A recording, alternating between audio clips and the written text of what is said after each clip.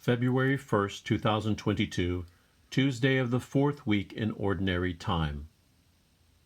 A reading from the second book of Samuel. Absalom unexpectedly came up against David's servants. He was mounted on a mule, and as the mule passed under the branches of a large terebinth, his hair caught fast in the tree. He hung between heaven and earth while the mule he had been riding ran off. Someone saw this and reported to Joab that he had seen Absalom hanging from a terebinth. And taking 3 pikes in hand, he thrust for the heart of Absalom, still hanging from the tree alive. Now David was sitting between the 2 gates, and a lookout went up to the roof of the gate above the city wall, where he looked about and saw a man running all alone. The lookout shouted to inform the king, who said, "If he is alone, he has good news to report."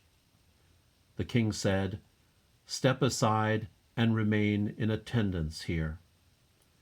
So he stepped aside and remained there.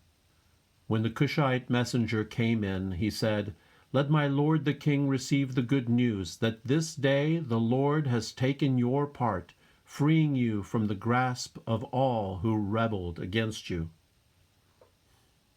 But the king asked the Cushite, "Is young Absalom safe?" The Cushite replied, "May the enemies of my lord the king and all who rebel against you with evil intent be as that young man." The king was shaken and went up to the room over the city gate to weep.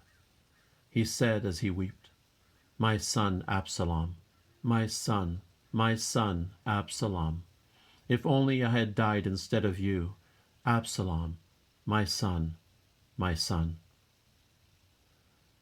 Joab was told that the king was weeping and mourning for Absalom, and that day's victory was turned into mourning for the whole army when they heard that the king was grieving for his son.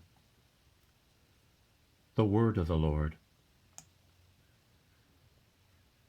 Listen, Lord, and answer me. Incline your ear, O Lord, answer me, for I am afflicted and poor. Keep my life, for I am devoted to you. Save your servant who trusts in you. You are my God. Listen, Lord, and answer me. Have mercy on me, O Lord, for to you I call all the day. Gladden the soul of your servant, for to you, O Lord, I lift up my soul. Listen, Lord, and answer me. For you, O Lord, are good and forgiving, abounding in kindness to all who call upon you. Hearken, O Lord, to my prayer, and attend to the sound of my pleading. Listen, Lord, and answer me. Alleluia, alleluia. Christ took away our infirmities and bore our diseases. Alleluia, alleluia. The Gospel according to Mark. When Jesus had crossed again in the boat to the other side, a large crowd gathered around him, and he stayed close to the sea. One of the synagogue officials, named Jairus, came forward. Seeing him, he fell at his feet and pleaded earnestly with him, saying, "My daughter is at the point of death. Please, come lay your hands on her, that she may get well and live." He went off with him, and a large crowd followed him. There was a woman afflicted with hemorrhages for 12 years. She had suffered greatly at the hands of many doctors and had spent all that she had. Yet she was not helped, but only grew worse. She had heard about Jesus and came up behind him in the crowd and touched his cloak. She said, "If I but touch his clothes, I shall be cured." Immediately her flow of blood dried up. She felt in her body that she was healed of her affliction.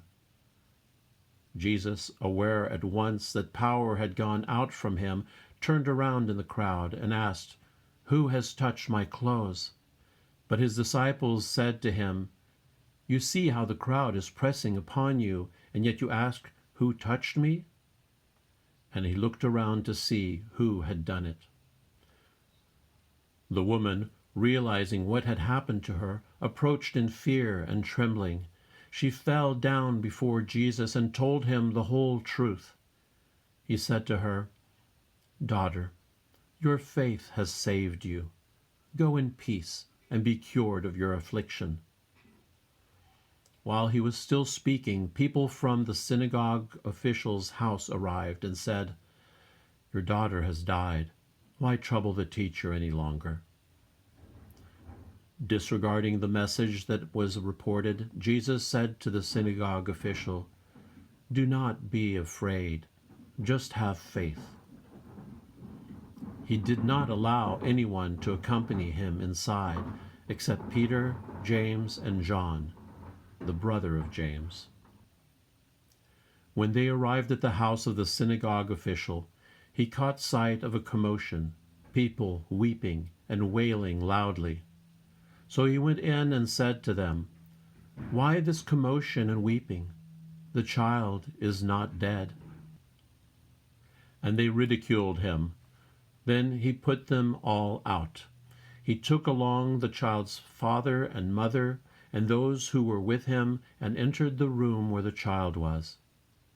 He took the child by the hand and said to her, "Talitha koum," which means, "Little girl, I say to you, rise." The girl, a child of 12, arose immediately and walked around. At that they were utterly astounded. He gave strict orders that no one should know this, and said that she should be given something to eat. The Gospel of the Lord.